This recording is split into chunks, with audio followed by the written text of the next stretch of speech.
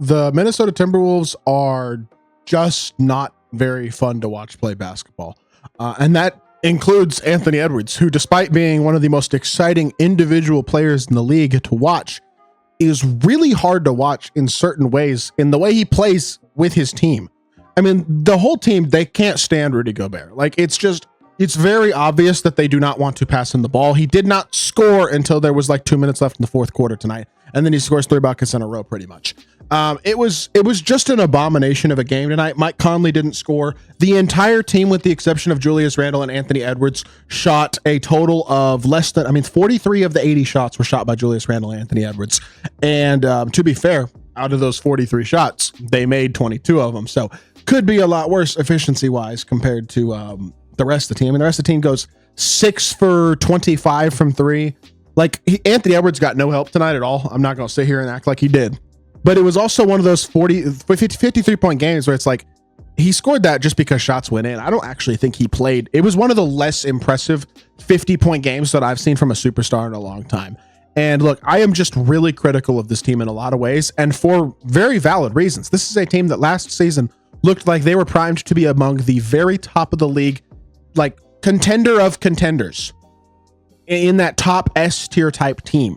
And this season, they look like they're going to struggle to make the playoffs. I mean, this is brutal. I feel bad for Timberwolves fans, but this team isn't fun to watch, and they're not good. And I'm not sure it's going to get better. Like Bill Simmons tweeted tonight that the Timberwolves situation has gone to code red. I don't disagree with him. I think he's totally right. Like, this is getting bad, and it's getting bad quickly. Before we hop into the video and discuss more, if you haven't already, make sure you hit that subscribe button. Help me push towards the 2,000 subscriber mark on the channel. I'm uploading every single day, multiple videos a day. Would really appreciate it if y'all do subscribe. Without further ado, Anthony Edwards, 16 of 31, 10 of 15 from 3, 53 points, 6 rebounds, only 2 assists, and 6 turnovers. A 0.3 to 1 assist to turnover ratio is never a great sign. Look, 53 points is amazing, but he went 10 of 15 from 3. I know he had a few hockey assists on some passes where he threw it, somebody got thrown to somebody else, they made a shot. I know that happened a few times, but he goes a total of 6 of 16 from inside the 3-point arc. Not very good. Mostly scored this many points because he made so many threes and made so many tough shots tonight. Not really because he played within the flow of the game at all. And this coming one game after he complains about not being able to score and how he's not enjoying the way that he has to play, and he's only 23, he just wants to score. This felt like a bad response despite the amount that he scored. And yes, again, I get that he didn't get much help from his teammates, but they didn't have an opportunity to get involved, is the honest truth. Like, this was a brutal game, and it was the type of game where it never felt like the Timberwolves, in all honesty, were particularly competitive. Like, from the jump, you could tell the Pistons had more camaraderie, more effort, more energy. Cade Cunningham with an elite performance, 40 points on 29 shots. I mean, not quite as good as Ant, but 4 of 8 from 3, 9 assists to only 3 turnovers. Gets his teammates a lot more involved. Asar Thompson was awesome. Really was definitely better than any Timberwolves role player tonight. Tobias Harris with a decent game. Malik Beasley makes a ton of shots off the bench. It was a really impressive game for the Pistons, and I like the Pistons. The Timberwolves, on the other hand, were brutal to watch. You watch this team, it's not like they were even really missing any players. Like, they're 8 deep. These are their 8 guys. They won't play Rob Dillingham, and they won't play Terrence Shannon. I don't get why, because both those guys, I think, could be real contributors to this team. But they are 8 deep, and their 8 is not all that great, besides Anthony Edwards. And the problem with Ant is the way he plays is not, in my opinion anyway, all that conducive to winning at a high level. Because yes, the numbers look great. He's at 24.5 a game. That's going to go up after tonight's game. He's at 25 a game on over 40% from 3, but the efficiency at the rim has gone down. The attempts at the rim have gone down. The passing, 4 to 3 assist to turnover ratio, and that's going to be worse after tonight's game, is awful. It's regressed. It's something I've talked about in multiple Timberwolves videos already this season, but the assist to turnover ratio has regressed. As a playmaker, he has not progressed the way that you expect him to. Gobert's scoring is down. Gobert's touches in general are down. Look, I get that Gobert has a tendency to fumble the ball. He's not a confident inside scorer unless he is literally catching and dunking, but he's not involved enough. And I think it takes away from some of the intensity and some of the effort and some of the stuff that he can provide if he's not getting fed enough. Like, you got to get your centers involved a little bit more, and that's just something that doesn't happen. Ant and Gobert are not on the same page at all. Julius Randle, look, he's a ball stopper, but I think he's a pretty decent, I actually think he's a little bit overhated as a player. he's been okay at times this season. There have been moments where it's like, good Lord, Julius, you got to lock in defensively, especially. He has some of these lapses where it's just like, bro, what are you thinking about? What's going on in your head? But overall, he's still averaging 20 a game on decent efficiency. I know that he can be a ball stopper, and I don't think he's helped this team. They would be better off to have Cat, obviously. Like that trade, in hindsight, is already a disaster. But I actually don't think Randall's having that bad of a season. Jaden McDaniels' shooting is down, defense is down, across the board has just been down. Not a good year for him. Dante DiVincenzo has picked it up as of late significantly, but still not quite where he was last season in New York. I honestly wouldn't be totally shocked if he were to get traded again. I think he's one of their more valuable assets. I kind of wonder what'll happen there. Mike Conley literally has no ability to penetrate to the rim at all anymore. Like he's got nothing besides shooting the three ball, and he's doing that pretty efficiently, and he's not turning the ball over. But besides that, I mean, he has clearly lost a step. He is not the player he was even just a couple of years ago. Naz Reid not having as good of a year as well this year. Feels like he's been a little stifled by having Gobert and Randall as the starting front court. Doesn't seem like he's in the same rhythm that he was last year. Nickeil Alexander-Walker has been the only role player who's been like really good. I mean, shooting 45% from three, having himself a great year as a secondary ball handler off the bench.